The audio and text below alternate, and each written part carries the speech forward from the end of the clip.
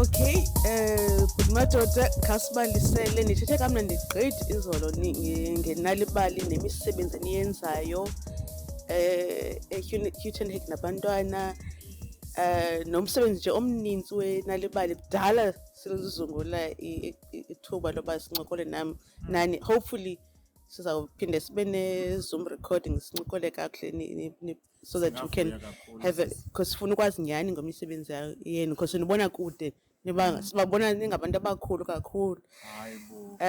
So siyacela ke please. Enkosi kakhulu sisi wami, ndiyabulela lithuba lodliwanondlebe ukuzazisa nje ngokufutshane kubaphulaphuli nababukeli. Igama nguMadoda, ndingowakwaNdlakusi, ndinguZizi ujama kaSijada uNcibi Noboya uTshetshe-Ngwane. Enkosi kakhulu umntakadlanga, endizalele kulaa lokishi yaseMdantsane ke mna kubethwa kakhulu amanqindi. Suka khona mna kuqala kwaTripha ngaseHlokoma. Asoze Injalo loo nto, kumnandi ukuthetha babe singakanga sithethe kungazuyazi. Ungazoyazi. Ndingumbhali, ndingumbalisi wamabali ngesiXhosa. Ndingatsho into yokuba ndingumququzeleli wamaphulo okufunda, okubhala, okubalisa, ingakumbi ngesiXhosa noxa singazichazanga, xa besingazichasanga ezinye iilwimi futhi sizikhuthaza nazo. Umsebenzi besiwumenyelwe ke apha ibingokuba siveze into yokuba unalibali yena ngokunokokwakhe ngawapha amaphulo esiye sayinxalenye okanye sawasungula kwapha kuye ukuze abantwana bethu kwiindawo esisebenza kuzo ngakumbi eTinarha kulokishi yaKwaNobuhle bakwazi ukukhupha incwadi. Siye saneencwadi ke ezimbini apha ebantwaneni. Eyokuqala ibisithi Nganeno komlambo iqhaqhiwe. Uyawukhumbula ke into yokuba eli gama iqhaqhiwe lisasetyenziswa kodwa ligama elalisetyenziswa ukuchaza isixeko okanye idolophu yaseTinarha mfamlibe mandulo phaya. Ngoku ke sinencwadi ethi Iingqondi zeQhaqhiwe. Le ncwadi ilandela kanye le ithi Nganeno komlambo iqhaqhiwe. Simxolisele nomdade torhwana akayiqonde imeko into yokuba umbandela umcimbi ushushu ngapha uba ebeyazi noko ebeyakwenza ngcono. Abantwana ke msasazi ndingatsho into yokuba sebede ndasekhaya bagqitha kuma-7 esiye sabaxonxa ngokunokokwethu.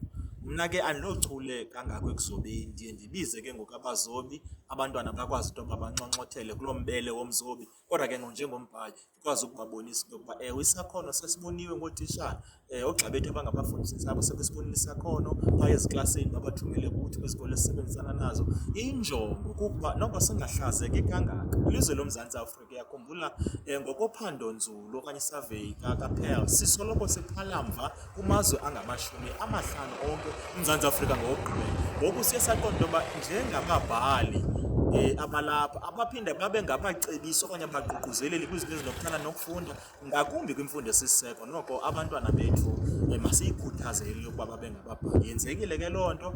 Abantwana bayabhala ii-ages zithini mhlawumbi? Abantwana bayabhala uqala kumntana mhlawumbi ku-grade 1 uyokutsho ku-grade 7 siye sadilishana kanye nabo basese-primary school. Loo nto babhala ngezinto ezithe ngco ezibhanjeni, babhala ngezinto ezisondeleyo kubo. Ibangela umdla ke ngoba torhwana omnye uyawufumanisa uphuma kwikhaya lezinhanha apho kubonakala uba yonke into ihamba kakuhle. Abhale ke mntakabawo indlela ekumnandi ngayo uba noomakhulu unebheyikhara. Kodwa uthi usancomile usabukele into yalo makhulu unebheyikhara notata oneemoto ezimbini, omnye achaze indlela ebekubuhlungu ngayo into yoba kungcwatywa utata wakhe ngoba utata wakhe usweleke engenayo nonjani umasingcwabane.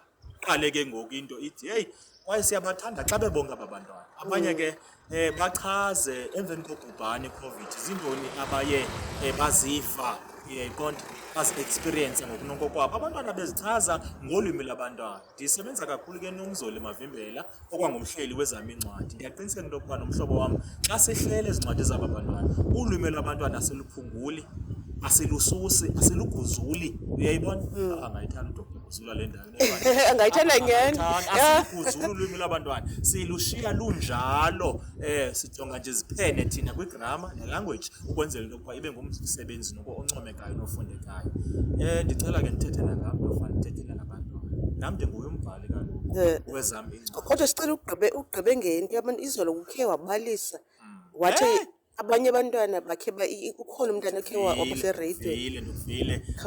Siye sakwazi into yokuba sifumane inyweba okuba omnye wabantwana bethu abe kudliwanondlebe no-Amaza Ntshanga womhlobo wenene kulaa nkqubo yabo yangoLwesithathu emveni kwentsimbi yesibini idla ngokubalaselisa ababhali ababalaseleyo.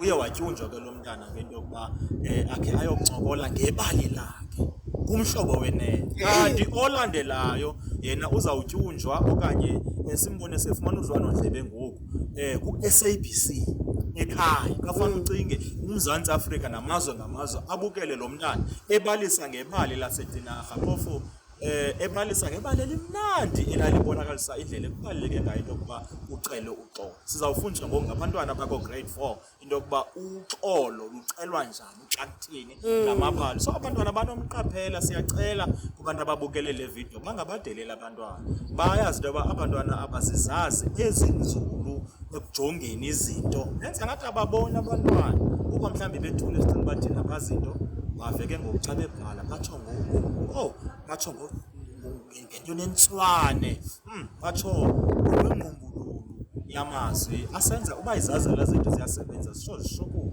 Baziqinile ke mntakaba wayeyazi. Iyakhuthaza nyhani le nto uba senje uba xa ungumntana avunyelwe abantwana babhale. Loo nto leyo ibenza loo nto baqiniseke iziqu zabo. So sendisitsho uba intle nyhani loo nto leyo niyenzayo. Ibanceda bakwazi ukuthetha esidlangalaleni, bakwazi ukuzithemba njengoba usandokutsho xa wam. Bakwazi ukukhula beyithanda, bayazi into yokuba nokuba bafundela ntoni kodwa ikwakhona naleyo kubhala ndini kwaye ayimelanga ishiyeke. Sicela ke sibalisele ngezakho encwadini nomnye umsebenzi owenzayo. Mna oyena msebenzi endiwenzayo phaa eTinarha xa ndiqala ngawo kukongamela iprojekthi yokunalibali no-VW kwizikolo ezisixhenxe. Sawuthi ke zisixhenxe nje No-VW? Ewe, uNalibali eTinarha uxhaswa ngu-VW Trust. Kungeso sizathu kubalulekile into yokuba umxhasi wethu sikwazi into yokuba simbandakanye udliwanondlebe olufana nolu. Bawuthi nqa basixhase besinceda ngeyaqona sithi singaba bantu singabo ngenxa yabo nje ukuthi cwaka ngoku asikwazi ukuyenza loo nto. Simele sibakhankanye. Sinezikolo ke ezifana noHompakazi, izikolo ezifana no-Alex Jayiya, eMthonjeni, ePhakamile, eNelumzi, eSkothina, njalo njalo esisebenza nazo kulaa Tinarha. Zingaphelelanga nje apho ke ngokuba zibakhona nezinye zika-Department of Education esiqiniseka into yokuba xa mhlawumbi senza ucweyo loo titshala siyababiza ootitshala bezo zikolo bazokwazi ukunconothela kule mibele uNalibali athe wasiqeqesha nokuba sinikeze ulwazi. Phelelanga nje apho nabazali siba nee-programs ezilungiselela abazali. Thini yazi uba ndingaba ndithethanga xa ndinawuthetha nge-men's literacy ibizo apho siye sibizile ngoku amadoda asuka kweendawo ngeendawo, abanye ngootitshala, abanye ngabahloli, abanye ngoonontlalontle, abanye banezinto ezibalulekileyo abazenzayo, ziinkokeli zokuhlala. Sidibane singamadoda sidle imbatho ngokuba singamadoda yintoni esinokuyenza ukuze sibe yinxalenye yabantwana bethu kwiinto ezifana nee-homeworks, sibe yinxalenye yabantwana bethu ekudlaleni, sibe yinxalenye yabantwana bethu ukuze sibancede sibabone ukuthi ukuyeka isikolo noko asinto intle. Abantwana mabafunde bazokwazi ukuba babe zizinto. Nam ke ndingumbhali gqabagqaba iincwadi zam sezilithoba kodwa ndicinga into yokuba linceli xesha for ndithethe ngam. Ngenye imini ndawuthetha ngezi zam ndithethe ngabanye abantu kwangoku. Ezilithoba lonke Ziyi-9 iincwadi zam. Sendithetha nje ngenye kuthiwa ndineencwadi ezilishumi. zezabantwana okanye Inye eyabantwana eselipapashiwe kodwa ezininzi endizibhalileyo zezabantu abadala. Intombi yam ke ngoku owethu uNdlakuse oneminyaka elithoba sithetha nje wathi xa ina-6 years wakhupha incwadi yakhe isithi molweni igama lam ngu-Owethu. yebethu Kusetyenziwe hayi intle le nto.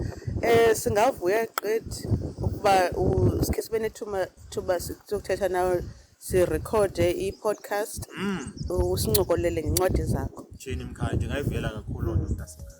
Alright, siyabulela kakhulu. Bulela mna kule mozulu ibanda kangaka yasemakhanda. Yeke banda.